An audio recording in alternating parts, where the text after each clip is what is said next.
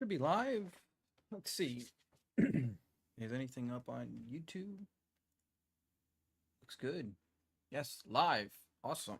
Anything on my phone? I'd like to give that little double check. Still new at this. Hey, there I am. Great. LinkedIn, how we doing? And go live. LinkedIn, you have to click the button. Otherwise, we're not live. Give me one more minute here.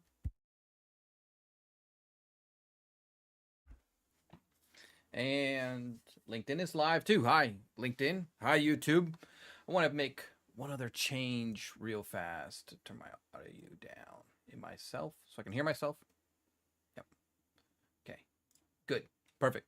And I'm not sending duplicate audio. I made that mistake one time. I'm not sending duplicate audio out, so you don't get that double echo. Okay. I don't need to see myself anymore. Cool. I do want to keep the chat up, though. Where's my chat? Yeah, just in case somebody wants to pop in. Hi, everybody.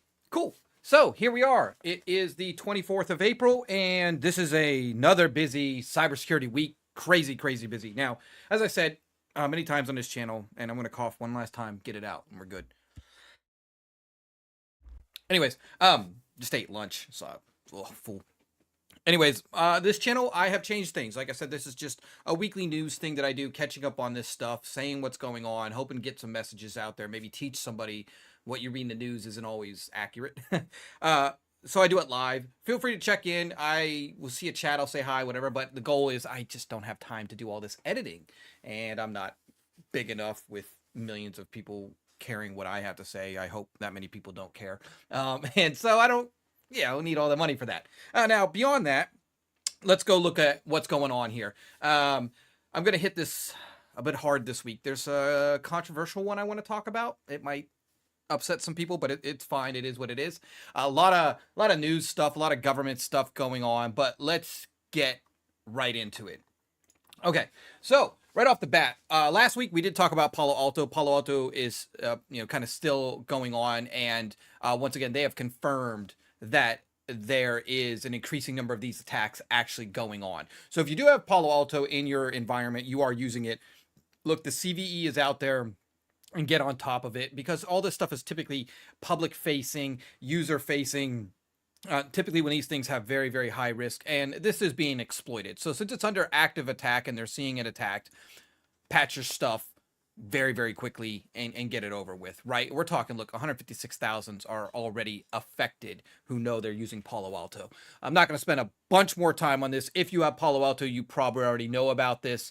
Whatever vendor software that you're using, your inventory software, whatever, it should by now be flagging this as a exposure at risk. Get it patched, get it done. Cool. Really quick, didn't want to spend too much time on that. This one. Ooh, okay, this is going to build on. So I kind of stacked the stories this week really around one thing leads to the next thing, right? Does that make sense? And with that, let's have a look at what I mean by this. So I've always said this, as security gets better and cybersecurity gets better, you get better defenses, you get multi-factor, you get data security, data encryption. As you start building up these defenses, hackers are going to have to find other ways. They're not just going to pack up and go home. What are they going to do? They're going to attack the human element more, right? And as that gets more difficult, we'll see how AI helps with that. They're going to try to go after people. And I wouldn't say people are always a bad person. I would say they could be in a bad situation. Something happened. Their parents or a family member's in the hospital. Next thing you know, they need some money. They're on Facebook advertising a charity event to get money for their loved one, right, in the hospital. And then a hacker looks at that and says, this person works at some telco, AT&T, Singtel over in Asia where I live. And they say, look, I'll give you $5,000, donate to your charity if you, sorry, one second, Mr. Quinn, go out. 1 second.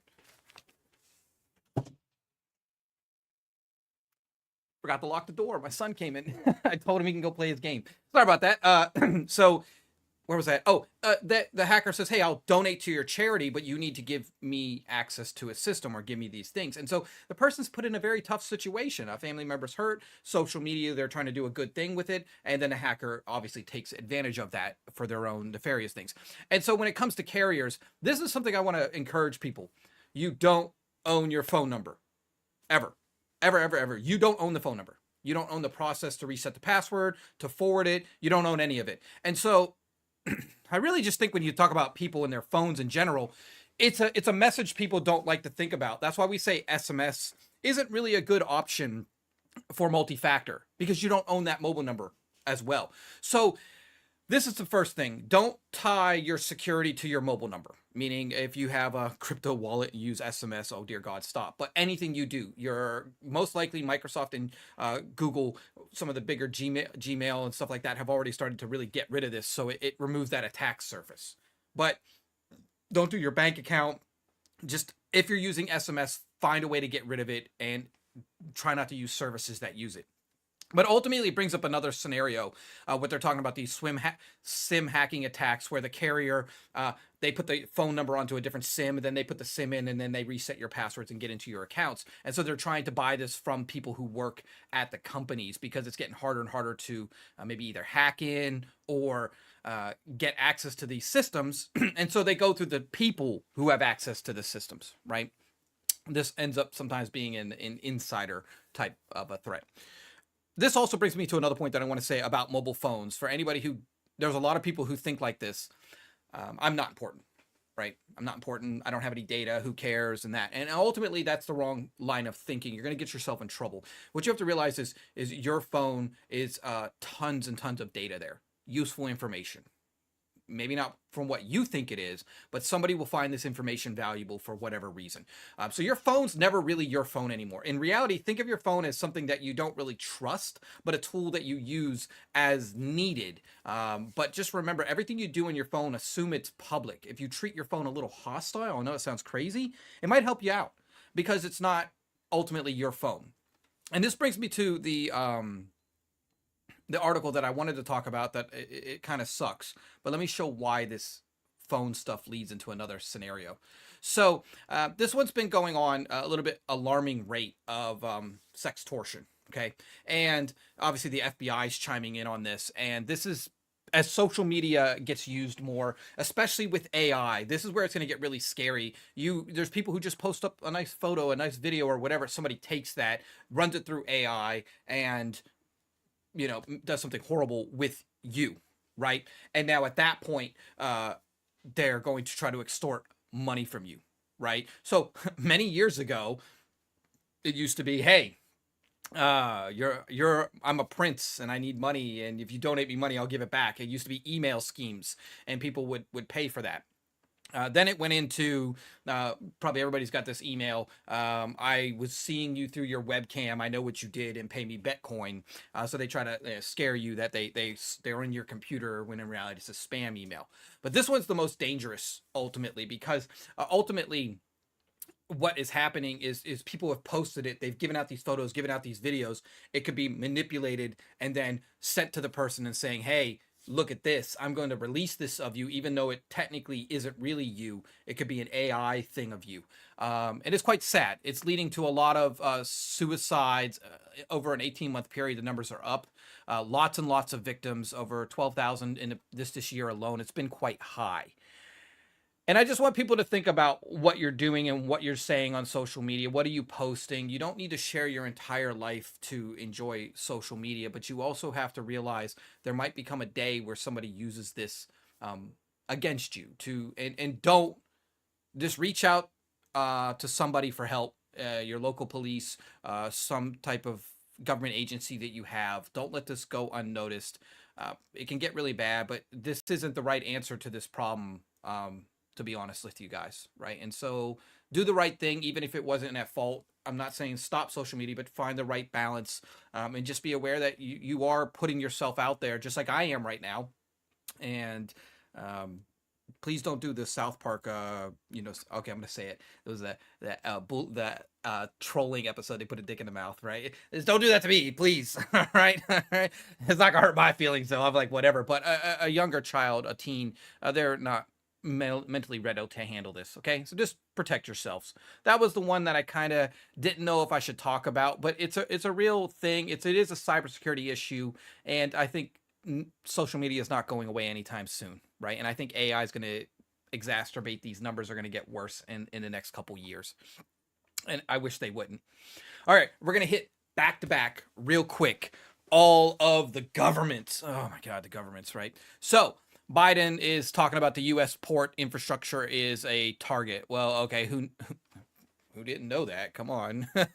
You think they it's like, okay, and the sky is blue in this photo. Look, a lot of these ports and stuff, they it's not like they have the top of the line security stuff. They have a lot of challenges because not only do they have physical security to deal with, especially illegal goods and stuff coming in and out of countries, they have to deal with the IT side of it and being able to manipulate what is in the containers, manipulate manifest, all types of other stuff. This is a hot area to make changes to get your stuff in and out.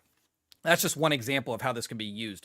And so right now, the ports in themselves are part of that supply chain type hack, right? It's not just hack it, but how can we change what it is? It's not going to get any better. I'm glad that it's being looked at by the government. Mandiant was involved in this one where they were talking about an attack back in January in Texas. So, you know, as I bring up these names, Rapid7, Mandiant, and Microsoft, and all these guys, because all of us are, I would say some of us are really good friends. We all know each other. We all know what's going on. And we see each other's names in the news quite often. And it drives that these people are in the front line trying to help and make a difference, right? But as you can see, this is becoming more and more and more an issue. And the U.S. is going to have to invest. That's really what it comes from. The ports are going to have to invest really to get on top of this problem. It's not going to go away. The infrastructure they have is probably aging a little bit, and they're just going to have to get involved. But at least it's being called out at the highest level that they're like, look, we need to do something about it, right? We're moving on to governments. The U.S. is still, well, in China, and China's blaming U.S., so it's just another day in cybersecurity. Look, I like this phrase, the sky's the limit. Yeah, I mean, what do you want? Yeah, if it's connected to the internet, there's millions and millions of devices now. I'm getting close to probably a billion up there with IoT. The sky is the limit, right? I mean, it's a good headline for a story. But if you really look at the Homeland Security, he's really talking about their capabilities and their intentions. And look, it's easy to point fingers. I mean, at that level, you can see why two governments go at it, but normal people, normal citizens, really, as long as their stuff's not being messed with, I know it sounds bad, they don't care, right? Like if I can just get up, drive to work, buy some lunch, come home, watch some Netflix, and my day was fine. Average person is cool. And the same person in China, whatever they do, I'm sure they get up, they watch some TV, some Chinese or drama, eat some China food, and which I love. Chinese chicken rice. I love chicken rice. And anyways, my point is they have people who just don't want to be messed with by all this stuff. I really wish the governments would figure out a better way because there's so many news articles. It's ridiculous. It said anything. Look that over the years, once again, Mandiant is here talking about that China has gotten much, much better because they do it so much. They're getting better at obfuscation and obscurity on what they're doing. So they're, eventually it's going to be like, well, who actually did it? Because they do it so much and they're getting away with it so much, it's kind of, to me, empowering them to keep going.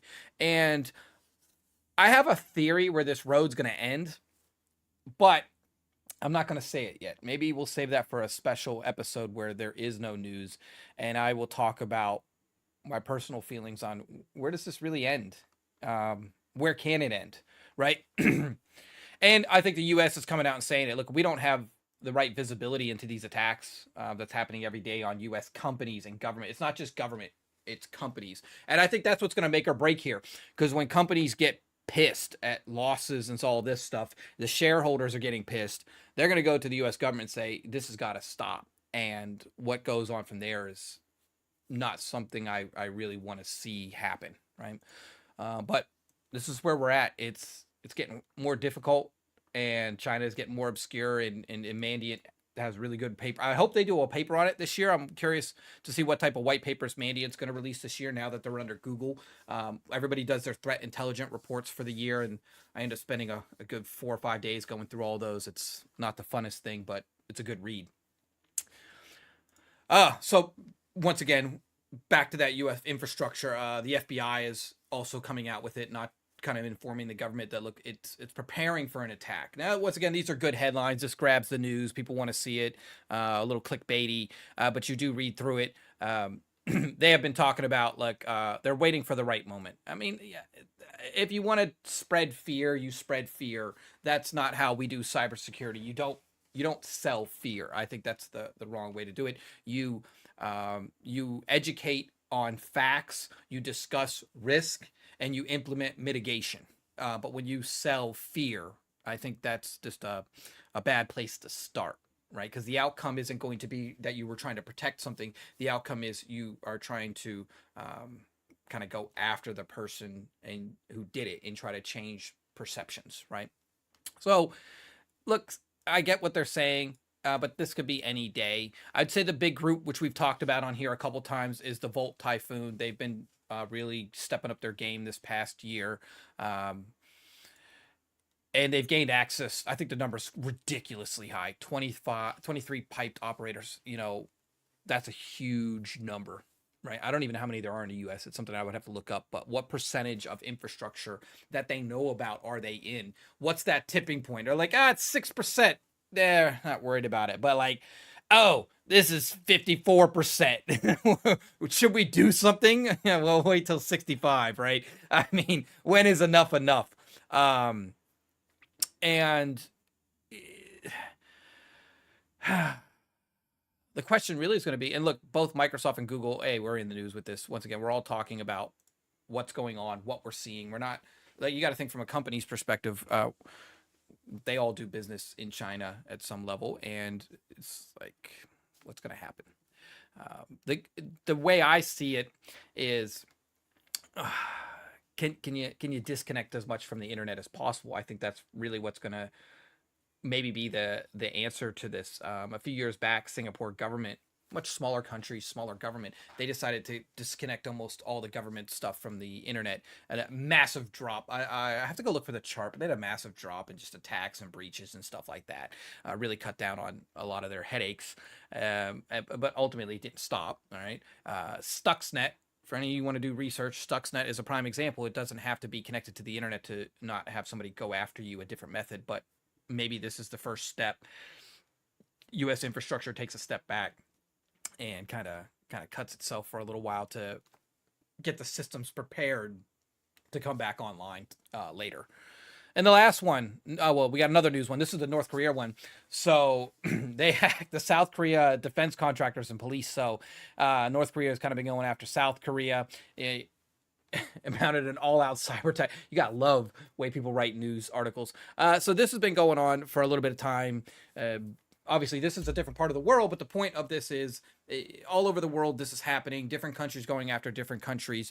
I didn't purposely bring up the articles on Israel, Palestine at the moment. I don't want to touch on that stuff because I feel it's a bit touchy to talk about because of what's going on there. But the other countries and things that are going on, like, people can see this is going everywhere. They've been really going after public companies, public networks in Korea, and Korea has to do the same thing the U.S. does. So you know what I'm saying? Like, they're not, U.S. isn't exempt from this. Any other country has to do this. I'm sure there are somebody in Vietnam, in a country that's trying to go after Vietnam's infrastructure. Obviously, people might try to come after Singapore's infrastructure. Australia has their thing. You know, all over the world, this is happening, and it's just different people at different people. They infiltrated the financials and news outlets. So Korea's really, really been doing a lot, North Korea to South Korea.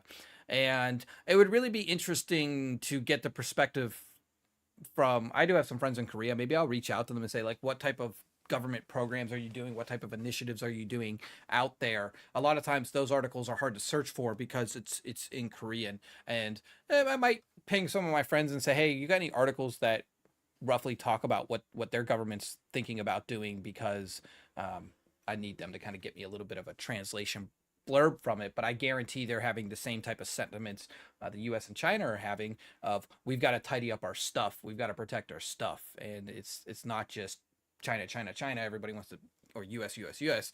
There's a lot of people dealing with this infrastructure stuff. The reason this bothers me is, people need food, people need water, and really, and electricity now, right? And screwing with all this stuff, it's not going to end well, right? The last one for the stuff was Russia and India.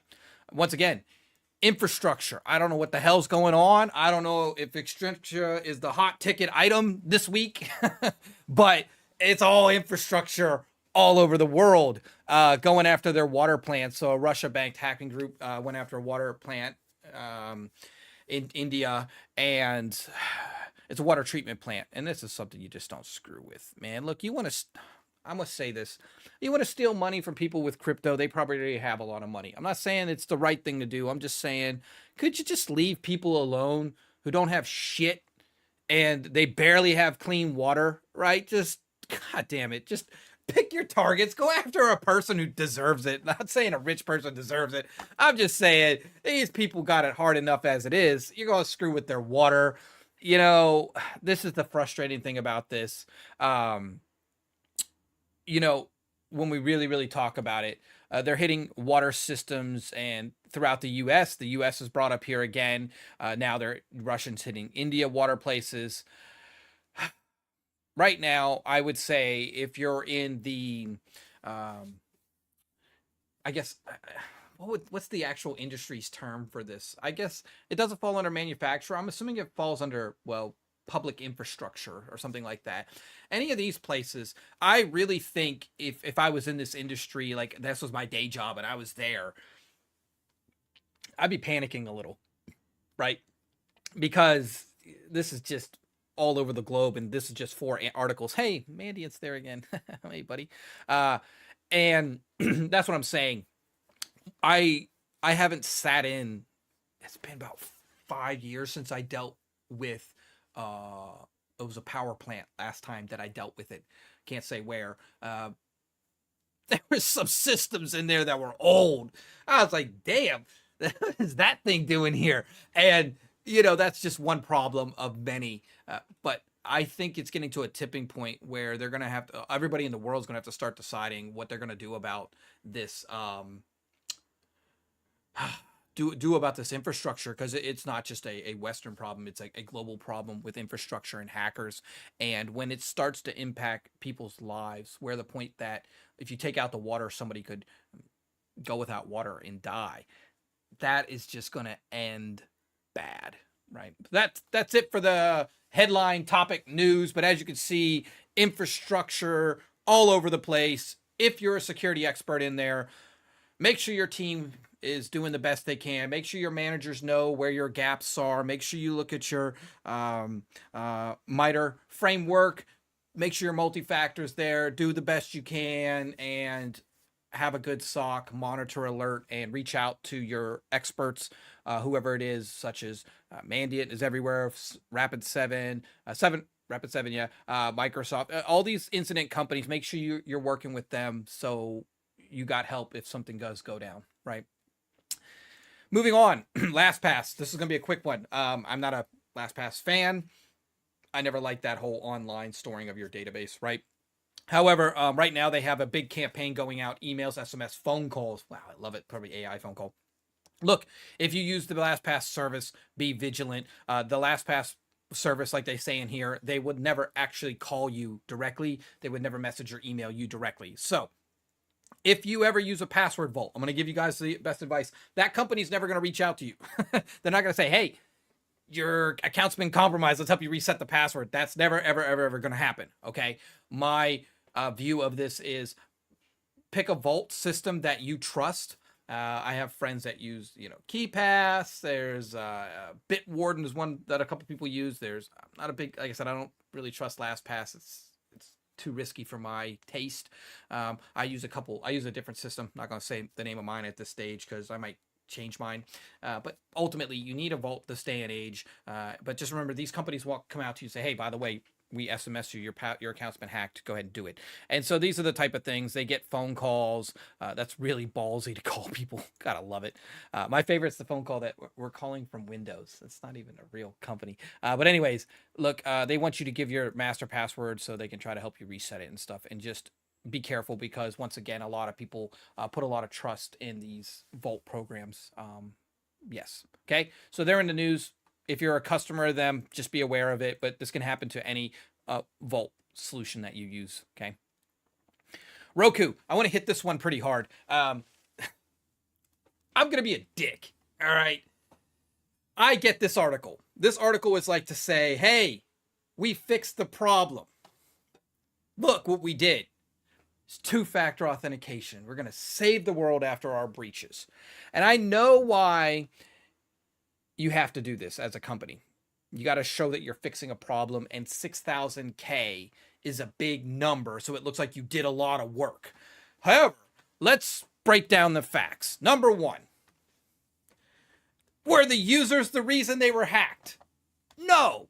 So this is like saying, hey, I know you didn't have any involvement in this, but here's multi-factor that will help you out. No, the users weren't the damn problem. Your stupid process was the problem.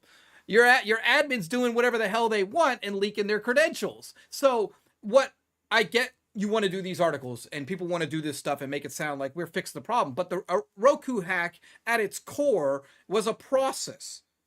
Internal process. It has nothing to do with their users. It has nothing to do with multi-factor or your users. Yes, that's a good thing, but you have to ask yourself, what the hell? Where's the article that says, here's how we screwed up. Here's the process change. This is what we're going to monitor going forward. That's the article as a cybersecurity expert I want to see. Because for all I know, it's like, ooh, we'll blame shift this and show we made multi-factor for our user accounts. But did you fix the internal problem? So if you're going to be honest and you're going to put an article out there, at least have the article that tells how you fixed the real problem that happened. I hate this shit. It just irks me because a normal person is going to think, well, they fixed the problem. These 6,000 accounts weren't the problem. None of these were the problem.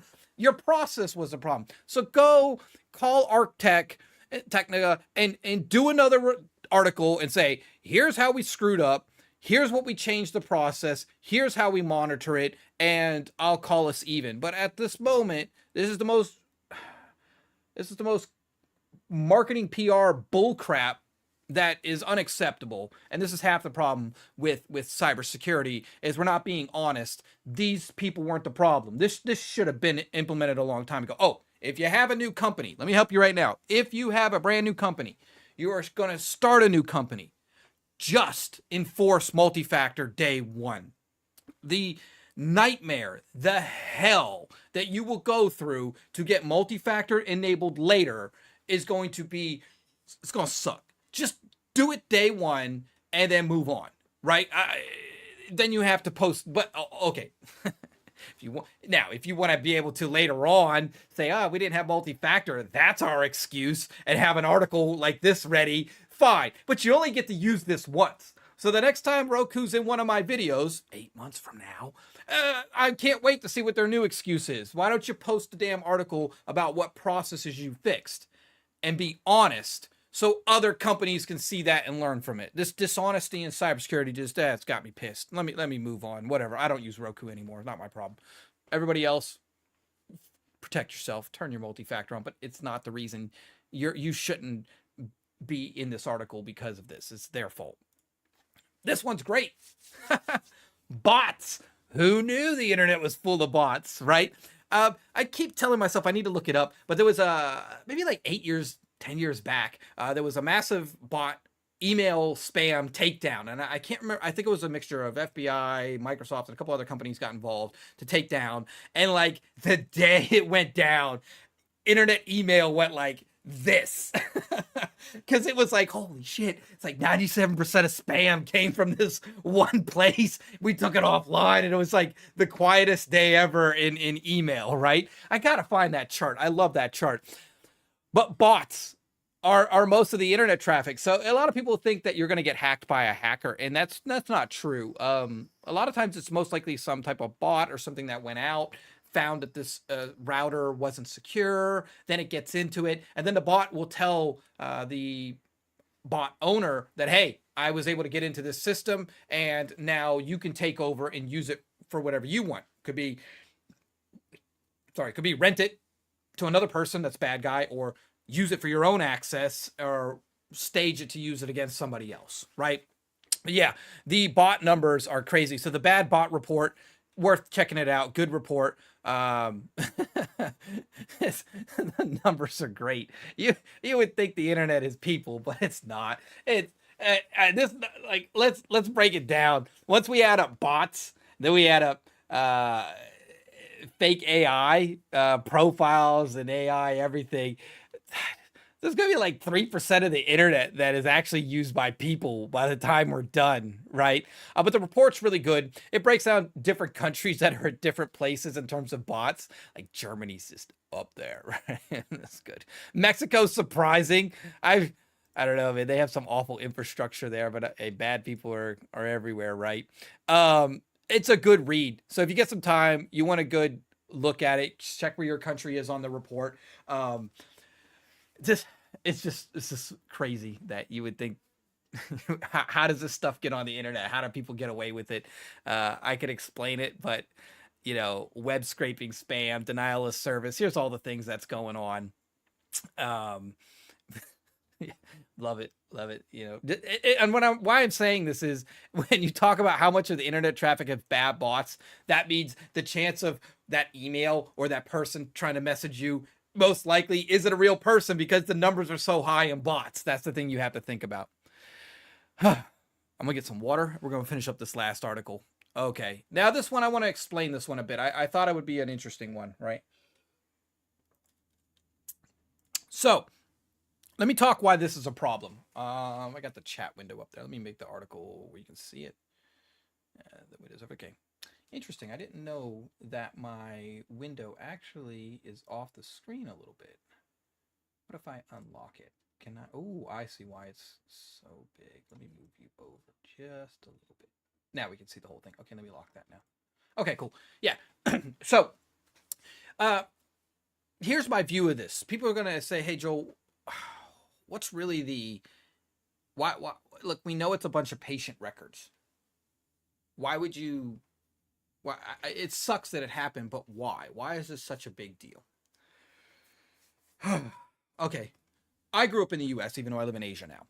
And I remember that back in the day, you could just have a car and license and drive around. Well, you needed car insurance, right? And car insurance companies at their core isn't about providing car insurance. It's about making money. It's not really about the insurance, and the insurance is just to make money. So it's just, that's their business. And the problem with it was they started finding all these interesting ways to punish drivers so they could charge them more. Like, oh, we noticed you were speeding, so you're going to pay more. And it wasn't even that they got a ticket. It was they were able to use data collected from mobile phones, from their apps. Oh, God, I remember this bad one. Somebody installed the app on their phone, and the phone was tracking their speed, and then they reported it, that they were like, oh, by the way, we can see that you're speeding all the time, because the phone could send that information back to them. Now, that, I forget what country that was, but it was like one of those things. This is the same situation. Look, it sucks that these people's records and their information got leaked out around their mental state, mental health, other situations. So what's the impact of this? Really, I look at it from a couple maybe tinfoil hat approaches. The first one off the bat is going to be insurance companies. They could go and say, okay, before we buy this, we go to this patient, we could say we outsource investigations to another company. This company sucks up the dark web dump of this and says, we found this person's personal records, and the AI just looks at the logs and says, this person's an 8 risk factor based on their mental health state, working with their psychologist. And then the insurance company says, we're going to drive up your cost because you said something in confidence to your therapist or your psychologist or counselor. Okay. So once again, a business using this to their own agenda to well, maybe try to get more money out of people. I don't agree with that method, right? The other one, on the same line, a company could outsource to another company that does recruiting for them, and the recruiting company says, oh, we could do dark web dumps and look up people's personal records that were leaked, and we could say this person's been in therapy for 6 years, you might want to avoid hiring them. And so this data itself isn't really the problem. It's where other people use this data to manipulate, screw over, or take advantage of these people because of this data's existence, right? If it was me and I was to go to a counselor or a therapist, it's my advice.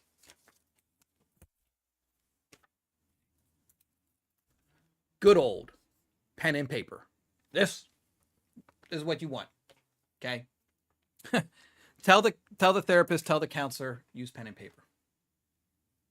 This day and age. Sounds crazy, but now, you could also ask them to input your data as an alias. Like, don't put my first and last name there. Put a different alias for me. If you have to use a computer, I want to avoid being able to link my real name to this digital record, right? So maybe do that. Maybe think about talking to these people and say, is there any way we can sanitize my records? Put an alias in there. Now, obviously, there's a lot of different ways. If it's like court appointed, the court's going to want your real name. But if it's like personal insurance, personal counseling or therapy sessions, I think you should have this conversation with them and just assume that they are going to get hacked. What would that do? I don't want to scare you to not seeing these people, but I'm just saying good old pen and paper are the way to go. And ask them if they have to make it digital. Can you just use an alias? That way, if this type of situation happens, at least it can never be used against you, right? And that's it. So how long did I go for? I don't even know. Where's my time at? Oh, 36 minutes. Awesome. Right around 30 minutes. Liked it. Once again, so this week I did start a bit later. I had meetings at 11 o'clock internally. So work comes first. During my lunchtime, free time, I like to do this every Wednesday. That's my goal. Hope you guys like the articles. I guess I'll reiterate. My infrastructure cybersecurity friends. It looks like a storm is coming your way. Globally, it wasn't just US versus China, North Korea versus South Korea, Russia versus India. If you're not on the news and you do cybersecurity infrastructure for, get your stuff in line, reach out to your vendors, run lots of penetration tests, get your board, your leadership team to know about the risk in your environment, beat the drum, make a little noise, and just say, look, we've got to improve in this because it's coming. There's just, I can't help you. I can help you after the fact. That sucks. But look, do the best you can. That's really the government stuff that's going on. The rest of the stuff that we talked about, like being safe with your phone number, avoid those. There's scams with phones. Be safe online with yourself. I know the sextortion stuff is horrible. AI is going to make it worse. Just be prepared and maybe limit how much you need to post that very high quality photo of yourself. Maybe just block half, do some actions, and that therapy hack, which really sucks. And think about, it's not about the data. It's how other companies will use this data maybe to do some malicious things with it. And, just think about if you're in that situation, maybe think about what you can do to improve that linking of yourself to it. And with that, it's Wednesday. You guys have a great rest of the week. I will be back next Wednesday. And that's it. I'm going to go take a nap. No, I've got some work to do. I got some work to do myself. Got to get some things done. Got some deliverables due. And with that, you guys have a great, safe week. And always be candor.